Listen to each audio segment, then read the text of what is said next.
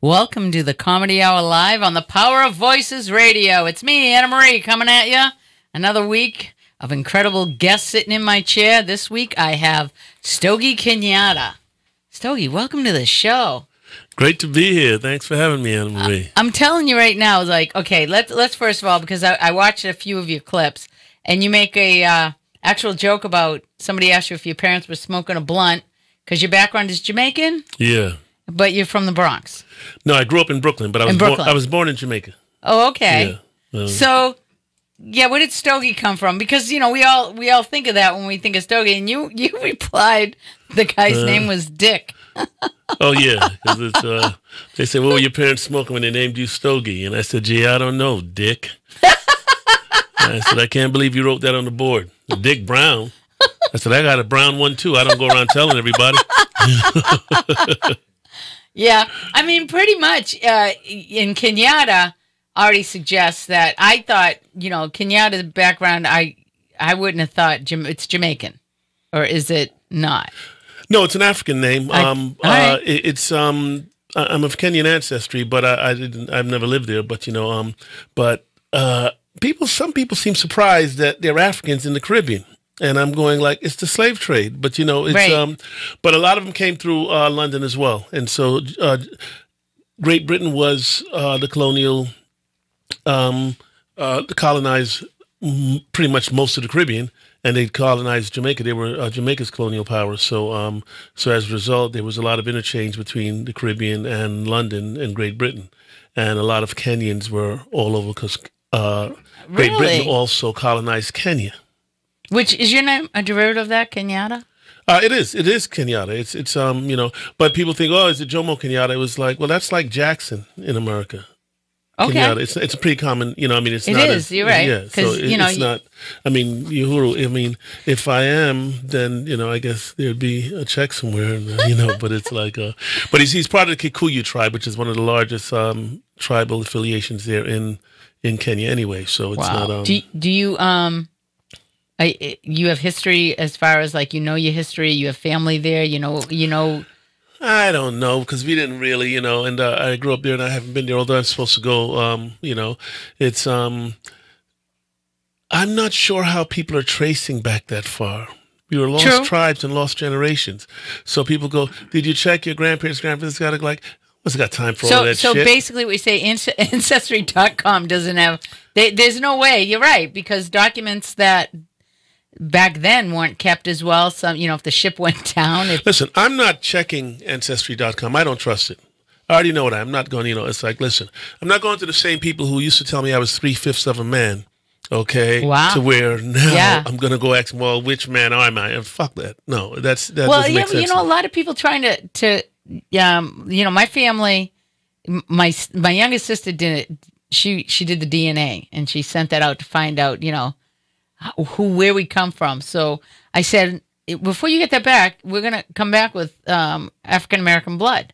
She goes, it came back 0.1%. So I'm like, well, we all came from someplace, right? Or you don't believe that? No. We did. But the thing is that it's so diluted now because of colonization and the whole thing, okay, that I don't know what significance it is. I go by, you are what you are when the police pull you over. And if they pulled over a brother, I don't give a rat's ass, okay? It's like Chris Rock many years ago had a joke because Ray Don Chong was like, I'm not black, I'm Chinese, I'm Irish, I'm da-da-da. He's like, my ass. He said, bitch, you black. You don't think you black? Try marrying a Kennedy, okay? Well, and, because it's Tiger Woods is part Asian. Mm-hmm. When he tells you that, if he's not a golf champion and he walks in a room, he's a 6'2" black guy with curly hair. Okay, the thing is that white America selectively chooses who they want to be their part of them. Okay, so it's like, hey, has this in him? It's like Minister Farrakhan is about as light skinned a brother as you're going to get, and his hair is kind of curly and straight. That's true. Where's the soup line lining up to say, hey, say Ice-T is kind of light skinned, okay? Huey Newton, okay? There are a lot of light-skinned brothers that act very, very dark-skinned that will let you know that you don't want to be, So the thing is that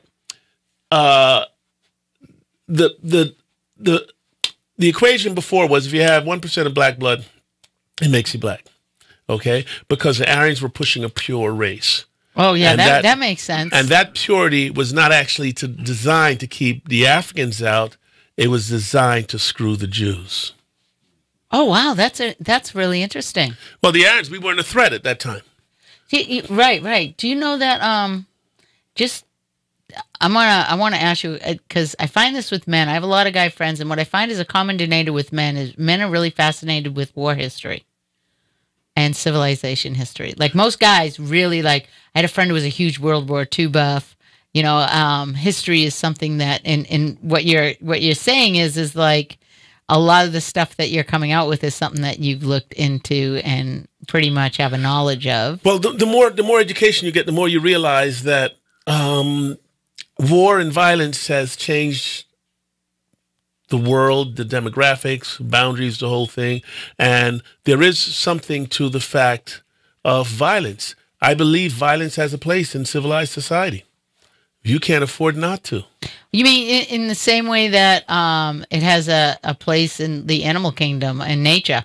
Nature's pretty violent, right down to Mother Earth. Oh, yeah. But see, though, the difference with nature is this, is that some animals were created to be a food source. Right. Okay, God knew when he made chicken, he said, like, okay, you're a cute little bird, and you're kind of fluffy, you got a lot of meat on you, you can't fucking fly, and you can't run fast, okay? You know what I mean?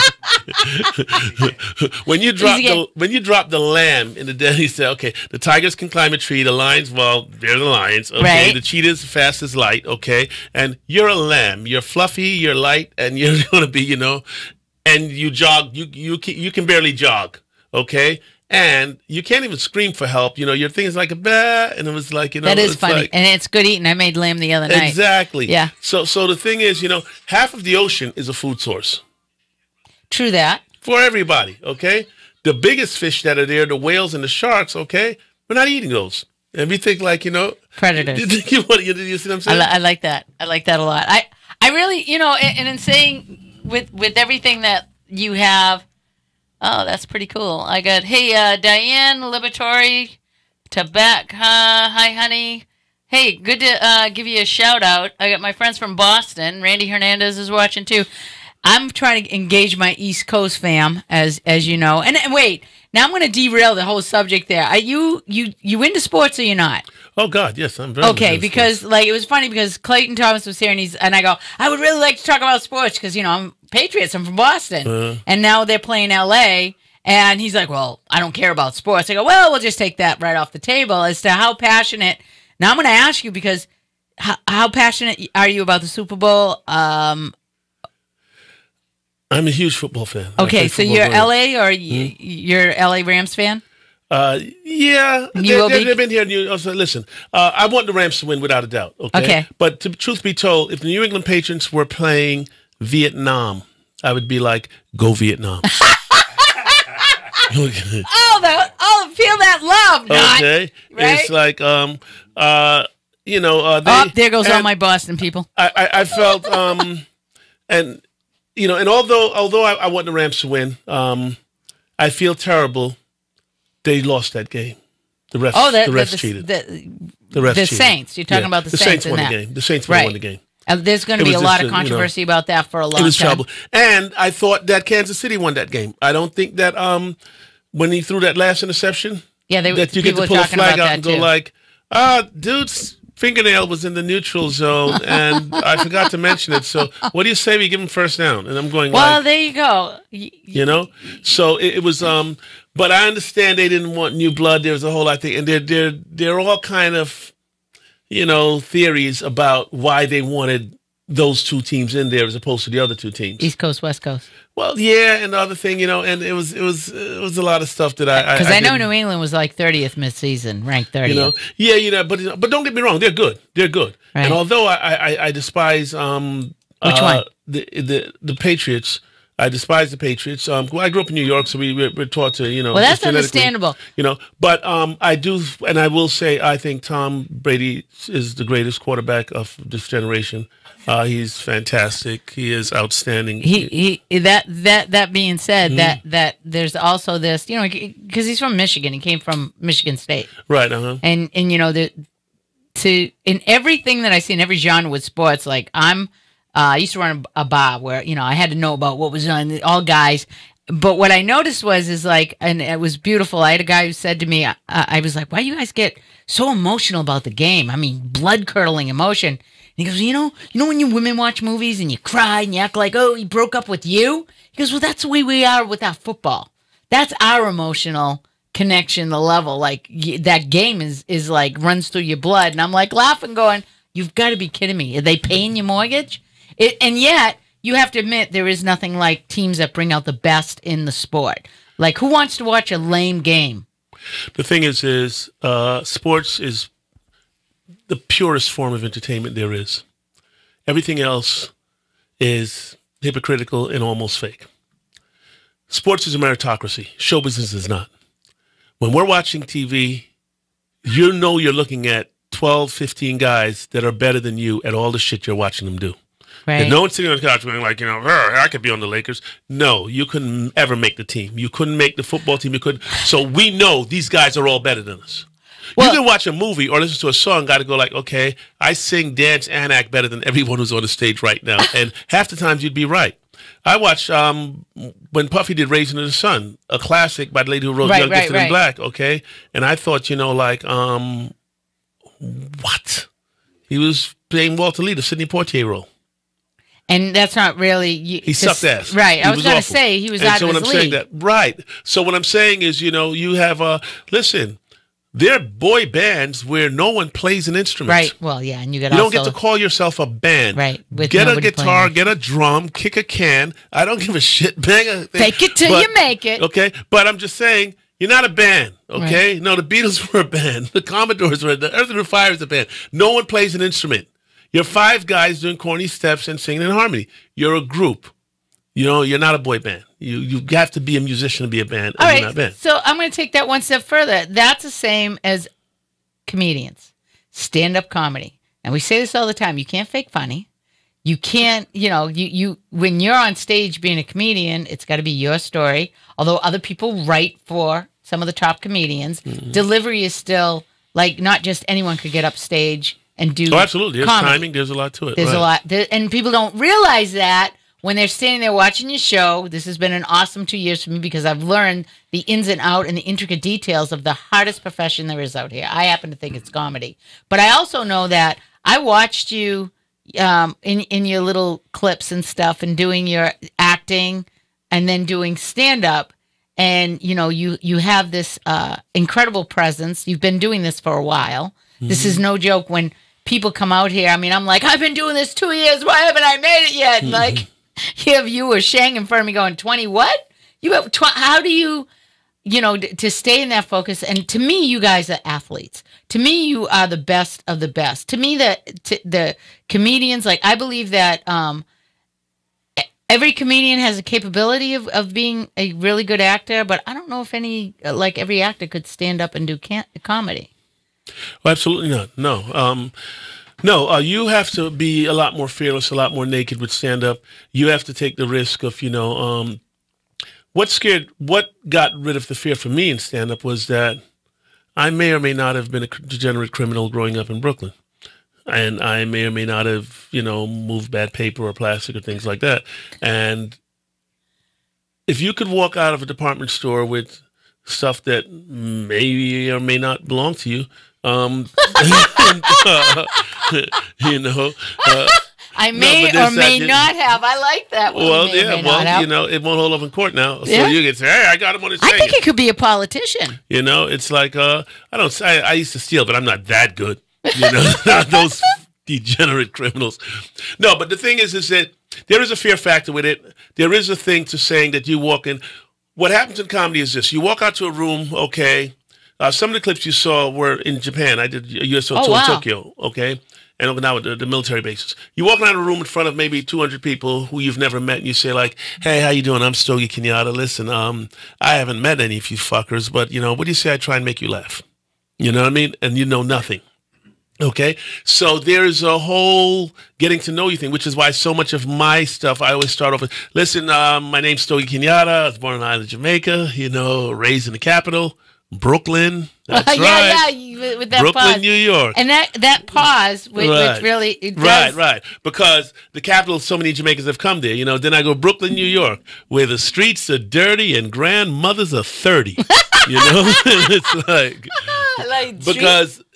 So it's a matter of warming them up, but now they know a little bit about me. Well, he's from here, he's from there, so you got a basis. Because see, what happens in stand up is you don't really want to hear a stranger stand up and tell you jokes. You want to hear funny stories from a friend, and so you have to break that down and go there. And it's a hustle because which is why I would do. In early in my career, the basketball stuff, because I'm 6'5". I did play ball, and a lot of times, I would come out and people would go like, "Wow." They said, "Wow, that's a tall, athletic black guy that just walked out here. Looks in great shape."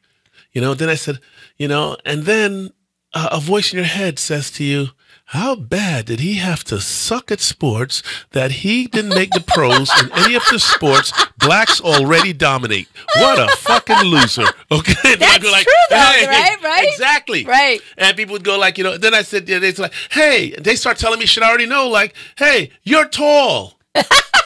How hard can it be to grab a rebound? You lazy, underachieving bastard. I'm going like, what you do in the ghetto when you weren't stealing? And I'm going my like, God, oh my God. Do you find that too? Like the idea of stereotyping, it's like, to what point do you have stereotyping, and then when does it cross over to like the racism that everybody talks about?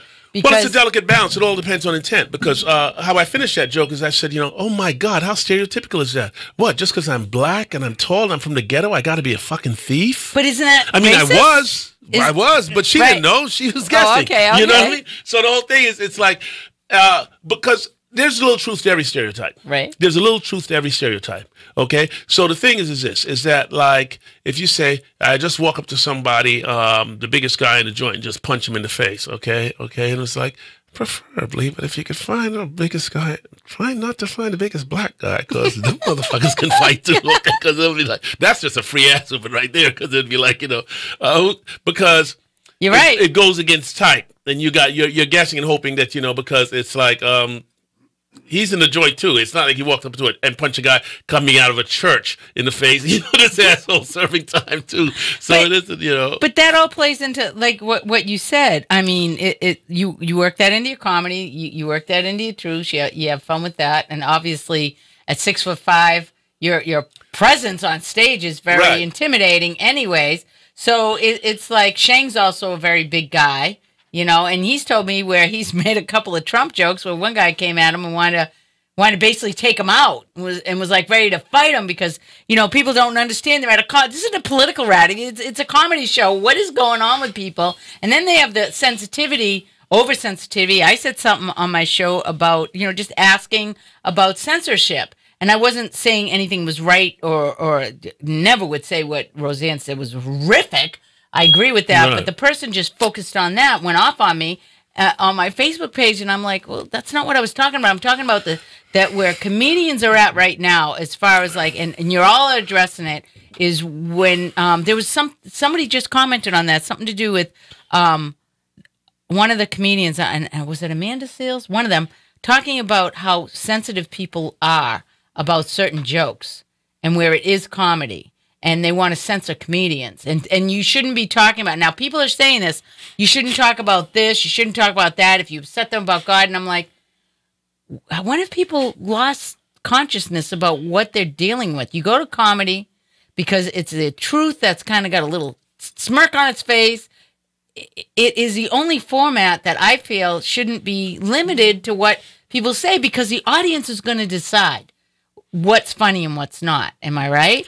Right. And you as a comedian are going to take that out if it doesn't get the laugh. Absolutely. The thing is that when certain protected classes get a lot of power, they're abusing it, okay? Right now, the biggest abuser of, I think, that power, okay, is the gay agenda. Because the thing with Kevin, where you go back 9 years and he wrote, I don't want my son playing with dolls. It was like, the straight guy doesn't, the gay guy doesn't want his son playing with dolls. He wants his son to be Tom Brady too.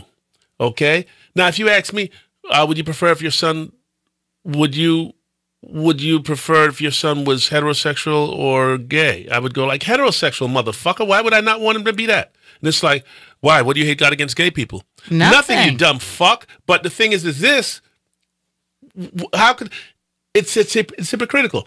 It's like if you said to a white guy, would you prefer your daughter to marry another Italian guy or a black guy?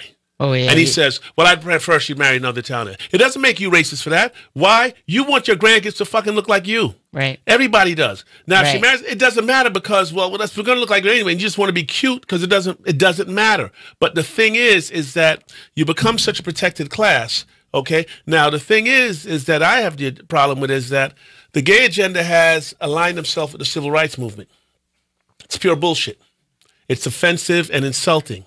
Where the hell was Glad when Martin Luther King and all of them was going through all that shit? True. Okay? You know how come the gay rights thing has moved so far? Because of black people. It was our black president that allowed you to marry. It was our Magic Johnson that brought that huge focus to AIDS that said, yeah, I got the shit. Let's see what we can do to help solve it. Okay? And dealt with it in that way. Okay? Now, you say, well, Glad, they're all about civil rights and civil rights. Right? Really? Where was Glad and the gay agenda on the Trayvon Martin murders? Right. Right. I mean, on Sandra Bland, on all these other cases, okay? You want to be a protected class. Don't get me wrong. We've always had gay, but listen, we let anybody in. We've always let anybody in, okay? Who are the biggest drag queens that are gay, okay? You got to start with RuPaul. Oh, RuPaul. You got to go there. It's like... And does it better than anybody else. Okay. Who's the biggest and the most famous transvestite actor? That's Laverne Cox. Right. Name the second one. I'll wait. Who's the second one? Oh, wow. Yeah, I... Who's the other big... Laverne Cox? No, Laverne Cox, but the one you just said. No, RuPaul's.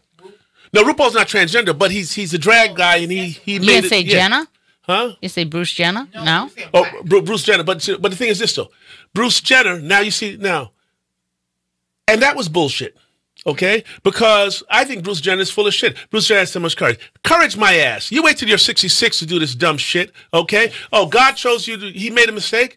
When you were on the Wheaties box and winning gold medals, when you had all the white privilege, being white, male, and rich in America, okay, when you fucked all these hot women and had 9 babies, then at 66 you decide, oh, he got it wrong, so you want to switch. The motherfucker was a woman for 11 minutes, and the ESPYs gave him Woman of the Goddamn Year. They gave him Woman of the Year. I'm like, he's still got a dick. Right, he hasn't even that removed yet. So I'm just saying, how is that, you know what I mean? But they gave him Woman of the Year. Now, if I'm a woman, I'd say, like, you know, wait a minute. Are you fucking kidding me? He's been a woman for an hour. And a fake woman at that. I have a question real quick. What do you guys think about Kate Hudson, who said she's going to raise her child no gender? Let him decide what he wants to be. It's a joke. So there's a lot of people who are saying, I'm going to raise my kid no gender and let them decide what gender they want to be when they grow up. You see, this is the thing. Now it Wait, flies. but could you do a joke? Now, this is where I want to get back to. Could you go on stage and write a joke that would work without paying like what I'm saying, what you're saying is where somebody's like, I don't like what he just said? Because this is a thing that it's becoming not just... Right, because you can't have an alternate opinion because the thing is this. The gay agenda talks about tolerance. I go, where's your fucking tolerance? You said, well, the black community doesn't have, and I'm saying, like, listen, they're a faith-based community. Why? Because you evil motherfuckers were so hard on us for 400 years. It took God for us to survive.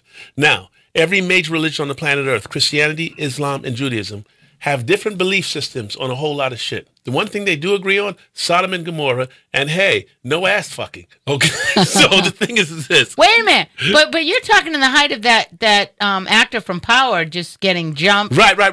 Okay, see, though, that is white supremacy. See, because the thing is this, is that, and don't get me wrong, I mean, it's like, we've always had, and I'm from Brooklyn, New York. I grew up in the metropolis, so it's like, and I've been an actor, and it's coming. There's nothing you haven't seen. And you've seen it all, but it's like, but the thing is this, just like, I know Pretty Tony there, he's a pimp, okay? WAP over there sells drugs, okay? Dude over there runs guns and the whole thing. And so these guys see, hey, Stogie, are you getting good? You going? Where you going to go to high school next year? It's like, well, I'm going to Wingate. It's like, so just like, what size you wear? Okay, so yeah, some new Nikes. It was like, oh, that's cool. I appreciate that. It's like drug deals. You realize that everyone has a good side to them. Yeah, everybody's trying to survive. You don't judge what their hustle is. Right. Okay? So, and you know damn well there are kids that you see at 9 years old. He's a great kid. He throws like a girl. He runs like a girl. And he's probably going to be gay. And he's like, fuck's he going to do? Okay? So-and-so's left-handed. Dude's leg is shorter than the other. We get through that. We are not the race that went around persecuting and killing every fucking body. There have only been two peace movements in the world. There's only been two peace movements in the world. In global peace movements. They've all been by black and brown people. Nobody white has ever had a peace movement, ever. Okay? It's like, it's Gandhi and Malcolm X. Right. And Martin Luther King. The thing is, what I'm saying is that when it comes down to protected classes, it's not that we have a problem with it, but I'm saying, like, when are you going to honor the first protected class? The one that lost 100 million, okay, in that. And so where's that? And so when we look upon that, that's what we're talking about, you know? Now, as far as everybody knows wrong is wrong. You can't decide somebody else's destiny, the whole thing. And we know because we've had tough-ass drag queens and the whole thing, and whatever their makeup is, whatever their journey is, that's who the fuck they are. And you've had gangster, crazy thug murderer gay guys in hoods and different things, and you go like, I think it's life. And we had a saying in Brooklyn saying, like, what you eat don't make me shit, okay? That's on you. So it ain't no, you see what I'm saying? So this whole, like, I'm really like, I know there's always been hatred, there's always been prejudice. I don't know why people act so surprised at what's going on today, except I'd like to stop being surprised and start realizing that we need to have a different conversation. You have to balance it. You have to balance it and not reward certain things, because the thing is you think the media feeds and fuels like this is something. To some degree, but the thing is this: is that, like I said, when you get Trayvon Martin's murdered, okay, you get a non-cop that shot a black kid that was unarmed, okay. And he raised all that money. You got the guy in Chicago, he shot the guy, 16 kids in the back. You get Tremere Rice, the 12-year-old. You pull up at a park, he's playing with his kid. You jump out and you start shooting. You shoot him 6 times in the chest. He's 12 years old, he's unarmed. And you look at that. Yep. If you don't hear from GLAAD and the gay agenda then, don't pretend you give a rat's ass really about black life. You care about your particular point of view. That's a really good point. And your fucking agenda. That's a really good point. So the thing I'm saying is this, you know, it's not a civil rights struggle, okay? Why? Because you can hide being gay. You can be in the closet. You can succeed. You can be closet. You can do that, okay? You black. This thing here is a whole different thing. Plus, we have historical grievances that went way back from, and guess what? When they get power, they oppress as well. So wait, what do you think? And I want to point this out because somebody said that like there was a lot of like when they were talking about Kevin and they were saying he sold out. You know, it was like, why does anyone have to sell out? And they're like, well, you have to understand who runs this big world out here. But why did they say Kevin sold out? Because he didn't even apologize the first time, which I tremendously respected him for. Some of the comedians feel that he not just about that incident, but they're saying overall that he sold out. There was somebody said he sold out to the white audience, and I'm like, no, he's a crossover comedian. Like he doesn't do his style of jokes. Like he plays to all audience. So somebody saw that as him not staying true to doing what, you know, as far as the comedy goes. Because as I said, I'm just learning is why would somebody feel that way at all? And they said, oh, it's, you know, certain style. Well, because somebody said it doesn't make it true. The thing is that and crossover comics and crossover black comics, they didn't cross over. The white audience crossed over to us. Motown didn't cross over to white people. White people crossed over to Motown. Hip-hop didn't cross over to white people. White people crossed over to hip-hop. We were still doing the same shit. Snoop Dogg and I like that. And hip-hop. And so it's our shit, okay? And they crossed over. They were the ones that crossed over. Whether it's Motown, whole thing, okay? When you look, whether it's the earrings, whether it's the pinky rings, whether it's certain tats, you know, they're just things that we do. It's like, but we it's really set the bar. right, and it's really kind of interesting to see out there. I'm like, I worked at a the bat mitzvahs, bar mitzvahs, and all that. They're playing. It's all rap music. Exactly. And I mean, these kids, you know, but the very wealthy, you know, they and they bring Nicki Minaj and Drake, and they bring in their Lil Wayne, those clothes, things. and also, you know, trying to imitate the talk, the swagger, the. So I'm going like, really? Because, you know, that's always been like, who didn't, my favorite, you know, growing up for me, like I grew up with Mod Squad and, you know, watching, you know, certain things were Superfly and they were always portrayed as the coolest characters in my book, the most colorful. Right.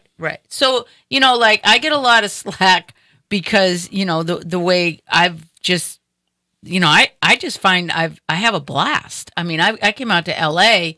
and this is literally the first time in my life that, you know, people say, oh, you didn't hang out with black people? I'm like, no, where I lived, there wasn't any. I said, and, you know, it wasn't like, you know, I had a particular preference because I'm like, I'm cool with everybody. I said, but it wasn't until people turned the mirror on me and saying, so your Facebook page has gotten dark. Or, you know, why would you stay every time I see you with the brother? And I'm just like, I don't notice those things. And it's just like, I'm laughing going, well, because, see, I'm cool before it gets cool. And let me tell you what's happening.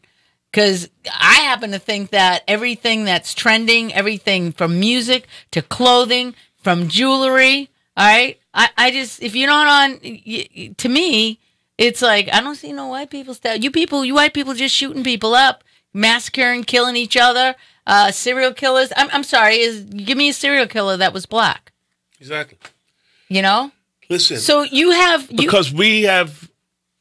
There's a rule. They said you don't shoot nobody. Money don't change hands. That's just now. Now you're just evil. Okay. They had a saying when you get robbed in Brooklyn and New York around where cats would run and say and stick a gun in your back or say like, "This is a robbery. Don't make it a homicide." Okay, and give you a choice, which is a choice you appreciate. Whoa, okay, I appreciate it. It's like, yeah, the watch. It was like, you know, whatever. And you're robbed, but you ain't shot up, okay? Because there was an agenda there, okay? Okay.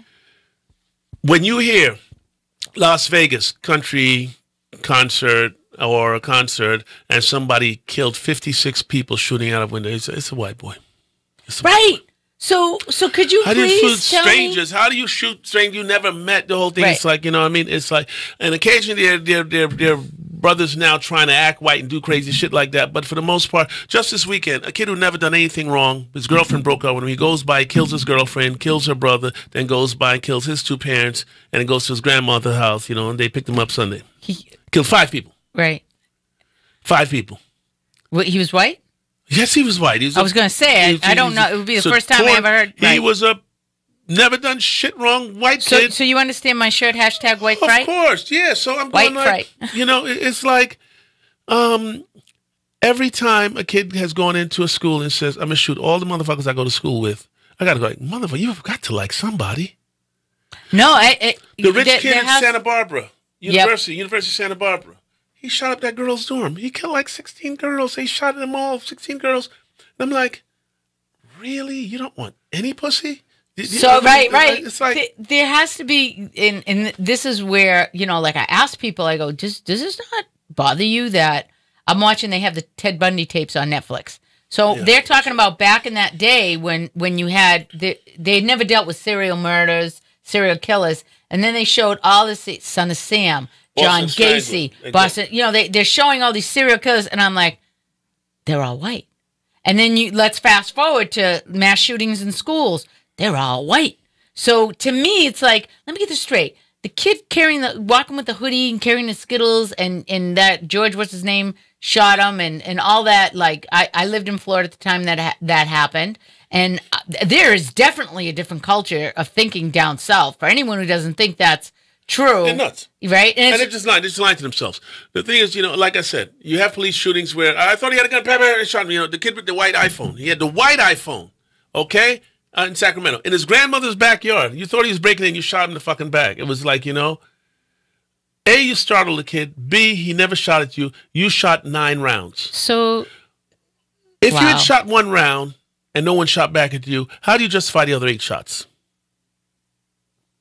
Yet, the kid that shot up the school in Florida with all those beautiful white kids, he made it to the police station quite safely and finished his McDonald's drink or whatever.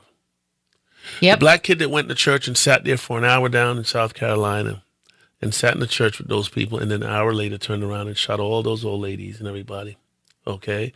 So this thing here, like I tell him, it's... You find that... It's far deeper. You find that, I mean...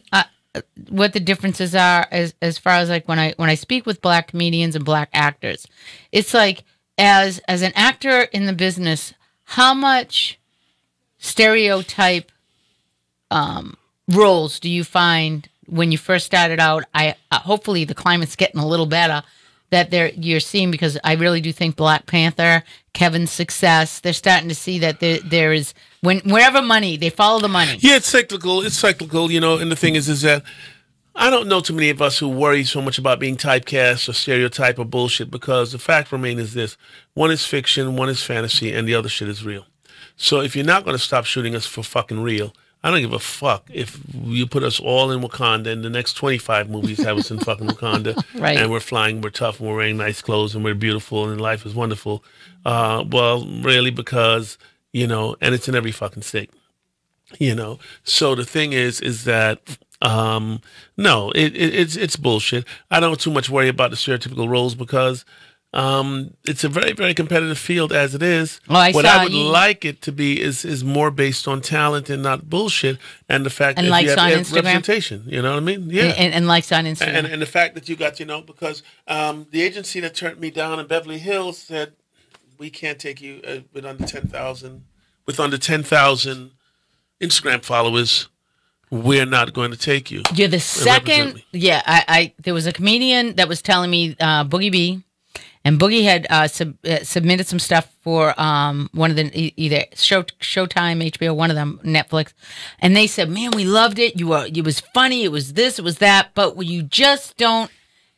What does your social media look like?" And I'm like, "Is this?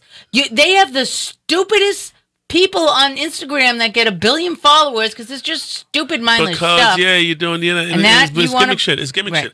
And the thing is this: when they asked him what your Instagram followers look like, they already knew. Right, they would. But now here's a double-edged sword where even for me, like I have, like everybody out there, not all of you, but there's been a few comedians that focused on that. Well, how many viewers do you have? How many listeners do you have? And I'm like, this is your platform. You can open this out to your social media because you're going to be archived on YouTube. This is a legitimate. You could do a legitimate reel. I mean, some of these people need some social media reels to help their portfolio, whatever you guys, resumes or whatever. So it's just really interesting that we've become the society based on likes and views. I get it.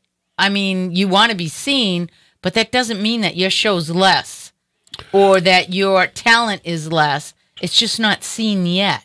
So now you got to go out and hire. Am I right? You need a whole team. If you want to become successful in this town, the business is... You have to hire a social media manager and pay them, $500 a week to handle your stuff, and they'll say, we'll get you up to this much here, but by then you've already spent $8,000 and the whole thing. And it's buying favor, and eventually the bubble is going to burst, because you're going to figure out that, you got clones now, you got people that are doing it, and it's a matter of, and it's unfortunate, because the less it becomes about a meritocracy, the worse the quality of work we'll get, and the fact that it becomes a gimmick hustle. Well, you guys, it never ends for you, that hustle. I do know that, like we were talking about, comedians doing this 20, 30 years that are playing bringer shows, making $15 at a stupid bringer show. I mean, you could starve in LA. You can go out into the country and clubs will actually pay you for good comedians to come through based on, people outside of here thinks BET's a big deal, Showtime, and yet the reality of the truth is you did a BET special, you got a small amount of money, they run it, and everyone thinks you made billions of dollars. And it's like, man, but I saw you on TV. Family starts calling you up, hey, so you're making it really big out there. But it's not true. It's all smoke and mirrors out here. Without a doubt. And the hustle is real. Without a doubt. I know guys that have been 30, 35 years in it, and they're still basic club comics, which is one of the reasons why I do the one-man show, because it shows tremendous writing and talent and skill. And I've been, What's the when name I of it? started, The World is My Home, The Life of Paul Robeson. Oh, I saw that. Yeah. And That you're actually portraying someone? I play 16 characters in the piece, be aged from the age of 5 all the way up to in the 70s. And it's an amazing piece. That sounds amazing. Yeah. Where can I see this? The next show will be, I finished out in Vegas at the end of the year. I'm on tour. I'm going to San Jose the first week of February. Then I'm in Baltimore, and then a couple dates And back east. And you I'm back bring in in LA. people to your shows, regardless of the fact, because I've seen you. You don't. You're not a social media mogul. No. But the thing is that I can put time into that and the whole thing, but I'm not sure that, because they're not in the same city. You can get followers from different cities and all over the whole thing. And it's like, now I've got over close to 5,000 on Facebook, but on Instagram, which is really what the account, Instagram and Twitter, is Right. the barometer. And so for that, I'm a little over 1,000 with, with that. But it's the thing is, I have friends that have 10,000, 15,000. And they're starving. Exactly. I've performed in the last 20 years of touring. I've done over 400 shows in See, I love 16 this. countries. I love. And the 17th country will be the end of March. I'm going for 10 days to do 6 shows in the Cayman Islands.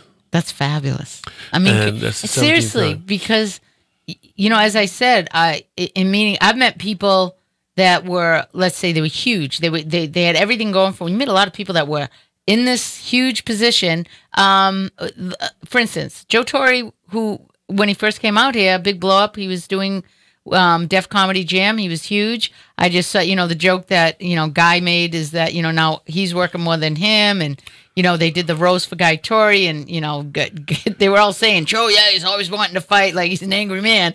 And, like, it really is. It can be given to you and taken away at any minute. But the blessing is if you're able to work steady, like you're doing, it's methodical. It's like you don't have that insane. No, I haven't had the spikes. But the thing is that I got an ex-wife, I got a current wife, I got 2 kids, I got an aging mother, I got sisters, nieces, the whole thing. And Wow. you are the one in the family that's chasing the dream, that's living the life, that's going all the places. And so you're expected to have quality of life. Now, I know that the beauty is in the journey, and that there's beauty in the struggle, but not if you're starving. And not if you're not seeing things, that you didn't, you know what I mean? So Yeah, absolutely. so the thing is I don't do as much comedy because comedy doesn't pay me. And I say, it's not a fucking hobby. I'm not, a hobby is skating or some shit. It's not, this is your livelihood. This is your craft. So, Do you find that, because in doing stand-up comedy, there's a certain rawness to it that when you're doing acting, that backbone of what you learned on the comedy stage helps you out in your acting stage, or did your acting background help you with your comedy? They both work hand in hand because it's performing. And the thing is it's point of view. It's the ability to sustain an audience. Some people have the gift of story. Some people could be sitting here telling you a story, and you're just like 30 seconds in Mesmerized. going like, Oh. kill yourself. Why am I listening to this shit? It was like, Right. that's 30 seconds of my life I'm never going to get back. You know what I mean? And then you could have someone talking to you about nothing, and so it's like, and it works. So.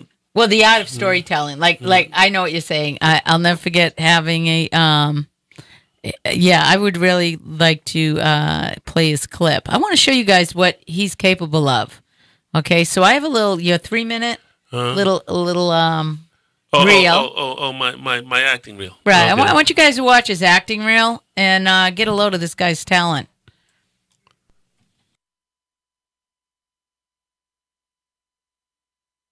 Fatima, Lieutenant, bin Rashid, Muslim chaplain at Norfolk. They really don't need to. The glorious Quran teaches equality between the sexes. Assalamu alaikum. Wa alaikum salam.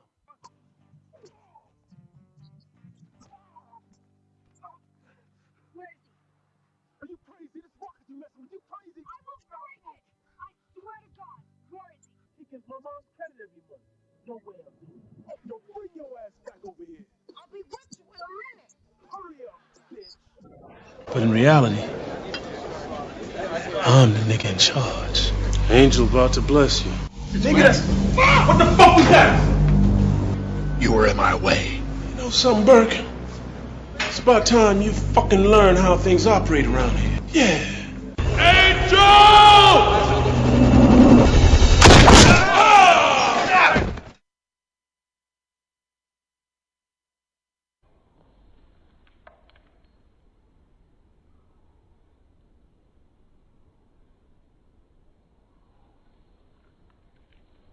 Priscilla McCall. Oh, you think you the first little boy in a dress who thought he could sashay his way in here and lip sync her way to stardom? I have what it takes. So do all the other reality show contestants. Well, tickle my taint. Starting a group number. Stop it, stop it. She could start in the group number. See that door back there that say exit? You can start out there. Cash me outside, honey. Is that Mickey? Bitch, where you think you going? It was right. When we finish this, kill her. Islamic law requires full and free consent of both parties, even in an arranged marriage. Now why do you deal with me? Are you wind up like your boyfriend? What did you say his name was again? Pepe. Pepe. Alrighty. Angel that around, please, man. And I find this gal Marie standing over my bed chanting. So I jump up and I get my body out of there. Marie's crazy. Most times you behave more like a child than a lover or a partner. But if I had known you were hurt, as time went on, it became harder to see you in that chair, knowing what I had done.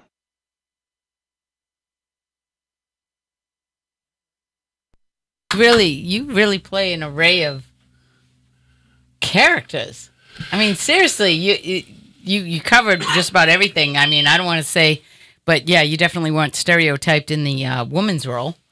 No, well, that's to be successful in this game, you almost have to be a character actor. If it exists in life, right, you have to. And so we can't play Jamaican anytime because of Jamaica. I'm a bond. You got it. So, now, I want to ask you about Jamaicans. Is it true? Because I have a friend of mine, he goes down to Jamaica all the time, my friend M.A., and he's like, I brought one of my girlfriends. She's a big girl, and she ain't getting no love in here in the States. They were fighting over her in Jamaica. Yeah, Jamaican So man, they them like- like the fleshy woman. Them call them He goes, fleshy. oh, you roll around on the big belly, the big belly of them say, no, tamale. them say, dog want bone, man for have meat. Right. And so it's like, oh, they go crazy about you, in Jamaica, I So I told- do some of that, is, oh, yeah. Yeah, they like, Yeah, I told my mother, my mother's a big lady, and I'm like, Ma, you just need to go to Jamaica, You get some loving in Jamaica. That's right. And it really is. And then somebody said that, everybody likes to do that because I have a friend from Jamaica, and he imitates his Jabari, and he does his mom, like he does little clips about his mom talking to him. And, he has that Jamaican accent. And I happen to find it's automatically funny to me. There's something about a Jamaican accent to me that it's already funny in the joke because it's so unique. Yes. Well, it's melodic, yes. Unlike the African accent and different accents, it's a more pleasant accent because it have a harmony to it, and so and there's a different type, whereas like when I do an African accent, it is quite different because there is more of a different cadence. And most of the time when you hear an African talk, you think they sound aggressive, like they are mad at you, but they are not. I know a guy who, Tarafa, and when he talks, like, you really got to focus because his accent is so heavy. We're all like, what's he saying? What's he saying? So I just want to say in my last 2 minutes of the show, this has been really cool because, you know, like, as you see, I don't have anything pre-planned, and I really get to, you really surprise me because, you know, I should have known if you're buddying up with Shang that you're very well versed as far as like passionate about your politics and passionate about what it is that you stand for. I mean, you know, some of the stuff that you brought up, fabulous points. And also the fact that, you know, with you doing the acting and stuff, and man, just to hear that you're playing 16 different characters and you're doing a one-man show and you're being successful where, you know, everybody judges everything. Well, who are these people if we don't see 1 billion followers on Facebook? You know, then you know, the talent that you're getting, and I'm always impressed by the talent that comes here and sits with me. And you just happen to be one of them because it really is, from what I've learned here, first of all, if you last as long as you do in the industry, and, you know, the consistency of what you're doing, and it's like you said, you have all that back stuff going on, and you know, you're living this life, and you still have family and aging mother and all that, and you still stay incredibly focused at what you do. Well, you know, it's part of the agenda. It's part of the package. Everybody brings, you know, these things with them, and what happens is that there are a lot of artists that are living stages of quiet desperation, and you don't see them until they snap. The mental health of performing artists is really, really fragile because you're pretending that you're okay. There are a lot of them that are on the verge of, you know, of it's quiet desperation. It's simply that, because you're fighting out a clock, and this industry will age you out of this business. It will do a whole number on you, and so it's a quiet thing. It's a very delicate balance. So you have to find that between, you know, doing, you know, something to do, someone to love, and something to hope for. Well, thank you so much. I'm just like, man, I'm going to come back again when you get back in town. Lee's going to take us out. Once you listen, you can download Yahweh Poetics album on iTunes. It is called The Grand Master. This is a new song that's out, which will also be on Love Invasion when that's released. Take me out, Lee. See you out there. Put on a chase like a high speed. Bad little mama like a hot tea. Roof off the coupe, you can feel the breeze. No need to turn on the AC. Never catch me mess around with a ski. No DJ caliber, that's a major key. I can't take no more, I'm finished. I can't wait out another minute.